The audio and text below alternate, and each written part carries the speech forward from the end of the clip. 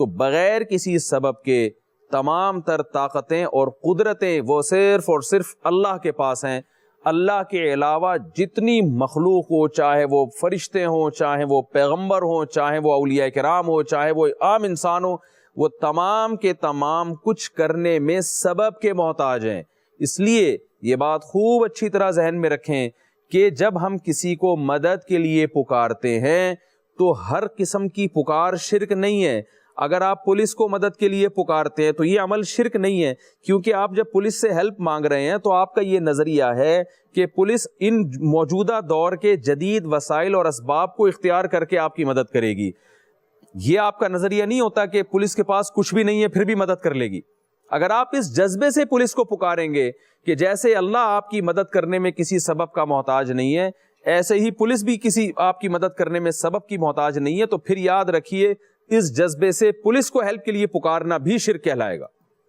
یہ آج بہت بڑا شرک ہو رہا ہے ہمارے معاشرے میں کہ جو پکار اللہ کے ساتھ خاص تھی وہی پکار میں آج ہم نے اللہ کی مخلوق کو بھی شریک کر دیا ہے. اور ایک اور بات یہاں اس سے واضح ہوتی ہے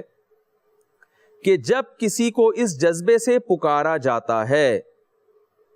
کیا جذبہ، میں دوبارہ ریپیٹ کر دوں، کہ آپ کا یہ عقیدہ اور نظریہ ہو کہ جس کو میں پکار رہا ہوں وہ میری مدد کرنے میں کسی سبب کا محتاج نہیں ہے، تو اس پکار کو شریعت کی اصطلاح میں دعا کہا جاتا ہے. یہ دعا بھی صرف اللہ کے لیے حلال ہے، اللہ کے علاوہ کسی اور سے آپ دعا نہیں مانگ سکتے. عام پکار کو ہم دعا نہیں کہہ سکتے. جیسے میں اگر پولیس کو پکارتا ہوں، میں اپنے ملازم کو پکارتا ہوں مدد کے لیے، تو یہ پکار دعا نہیں کہلائے گی.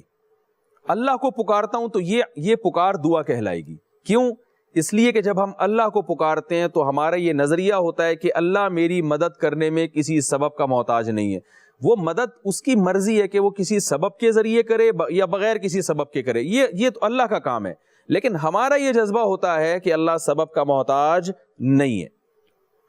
تو اب یہ خوب اچھی طرح سمجھ لیں کہ جب بھی آپ کسی کی تعظیم کریں گے، کسی کی عزت کریں گے، رسپیکٹ دیں گے آپ اس کو اس جذبے کے ساتھ کہ یہ میری بگڑی بنا سکتا ہے، یہ میرے نفع اور نقصان کا مالک ہے، اور ایسا مالک کہ یہ کچھ کرنے میں کسی سبب کا محتاج نہیں ہے، تو اس جذبے سے جب کسی کی بھی تعظیم کی جائے گی، چاہے وہ تعظیم زبان کے کلمات سے ہو، چاہے وہ اپنے جسم کے ساتھ ہو، جیسے کسی کے سامنے جھکنا یا سر رکھنا اس کے سامنے، یا وہ تعظیم اس کو خوش کرنے کے لیے صدقات و خیرات کی شکل میں ہو یا جانور ذبح کرنے کی شکل میں ہو. بعض دفعہ کسی کی تعظیم میں جانور بھی ذبح کیا جاتا ہے، جیسے ہم بقرعید میں اللہ کو خوش کرنے کے لیے جانور حلال کرتے ہیں. تو یہ ہر قسم کی تعظیم جس میں یہ جذبہ کار فرما ہو، یہ صرف اللہ کے لیے حلال ہے. اللہ کے علاوہ اگر آپ نے کسی کو بھی یہ حق دے دیا، چاہے وہ پیغمبر ہوں، چاہے وہ فرشتے ہوں، چاہے وہ اولیاء اللہ ہوں، چاہے وہ پتھر کے بنے ہوئے بت ہوں، تو اللہ نے اس کو بہت بڑا جرم قرار دیا ہے.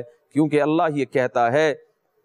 کہ خالق میں ہوں، مالک میں ہوں، اس کائنات کو تنے تنہا میں نے بنایا. تو جب تم میرے علاوہ کسی اور کو بھی اس پکار میں شریک کرو گے تو اللہ کی نظر میں یہ ایک عمل ایسا ہے کہ آپ نے دوسرے کو بھی گویا اللہ کے ساتھ شریک کر دیا اور دوسرے کو بھی آپ نے معبود بنا لیا. چاہے آپ اس عمل کو عبادت کا نام دیں یا نہ دیں، جس کو آپ پکار رہے ہیں دعاؤں میں اس کو معبود قرار دیں یا نہ دیں، لیکن اللہ کی نظر میں یہی ہے کہ آپ نے اس کو معبود بنا لیا. کیونکہ شریعت نے جو ہمیں عبادت کا بتایا وہ یہی عبادت ہے. آپ اس کو چاہے کچھ بھی کہیں گے، بھئی میں اس کے عمل کو عبادت نہیں کہہ رہا، میں کوئی اللہ کے علاوہ دعائیں تو نہیں مانگ رہا کسی سے. بھئی جب آپ اس جذبے سے مزار پہ جا کے کسی مزار والے کو پکار رہے ہیں کہ یہ وہاں لیٹے لیٹے آپ کی مدد کر دیں گے، یہ اس کی علامت ہے بھائی کہ آپ ان کو اللہ کے ساتھ شریک کر رہے ہیں. میرے پاس ایک دفعہ کسی کا فون آیا اور کہنے لگے کہ میں جو ہے وہ فالج ہے میرا آدھا دھڑ، اور مجھے پتہ چلا کسی مزار پہ جاؤں گا تو وہاں ان بزرگ سے میں دعا مانگوں گا تو میرا آدھا دھڑ بھی ٹھیک ہو جائے گا. تو میں نے ان سے کہا مجھے ایک بات بتائیے، یہ جتنے بھی اولیاء اللہ ہیں ہم ان کی خاک کے برابر بھی نہیں ہیں. یہ اللہ والے لوگ تھے لیکن ان کو اللہ نے اختیارات نہیں دیے. میں نے کہا آپ مجھے بتائیں، ان بزرگ کا جب انتقال ہوا تھا تو ظاہر ہے ان کے دونوں دھڑ مفلوج ہو گئے تھے، ان کو غسل دیا گیا، وہ قبر میں اسی لیے تو لیٹے ہیں کہ ان کے دونوں دھڑ کام نہیں کر رہے تھے. آپ کا ایک دھڑ کام کر رہا ہے، آپ ایک ایسی شخصیت کے پاس جا رہے ہیں جس کے دونوں دھڑ کام نہیں کر رہے. آپ ان کو جا کے پکارو گے تو وہ کہیں گے کہ اگر مجھ میں، وہ بزبان حال یہ کہیں گے کہ بھائی